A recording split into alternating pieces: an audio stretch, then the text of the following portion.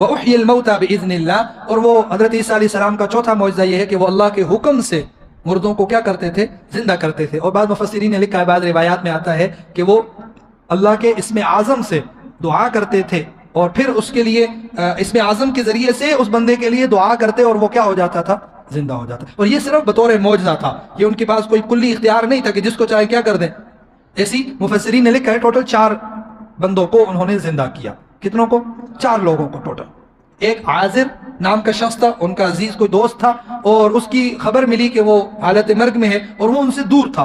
3 دن کے بعد جب آپ پہنچے، اس سے تدفین ہو چکی تھی، تو آپ اس کی قبر پر تشریف لے گئے اور آپ نے اسم اعظم کے ذریعے سے دعا کی اور اللہ تعالیٰ نے ان کو کیا کر دیا؟ زندہ کر دیا۔ اب دیکھو نا، جس بندے نے، مفسرین میں سے جس نے احادیث اور کتابیں اور ایک ایک فرد سے چھان بین کر کے ان کے نام تک نکال کے لکھے ہیں، ان کا نام کیا تھا، وہ کون تھے، تو پھر کہتے ہیں علماء کا کام کیا ہے، انہوں نے کیا ہی کیا ہے، پوری دنیا کی ہسٹری سے نکال کر تمہارے لیے ایک ایک چیز کو واضح کر کے، آسان کر کے بیان کر دیا ہے۔ تو یہاں تو نہیں لکھا ہوا نا کہیں بھی نام قرآن میں نہ ترجمے میں۔